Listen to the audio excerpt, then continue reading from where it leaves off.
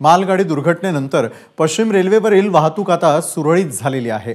25 तासांनंतर पालघरवरून विरारच्या दिशेने पहिली लोकल धावली। आज संध्याकाळी 6:30 नंतर लोकल आणि मेल गाड्या पुन्हा एकदा सुरळीत सुरू झालेल्या आहेत। पालघर रेल्वे स्टेशनवर मालगाडी ट्रेन दुर्घटनेनंतर आहेत।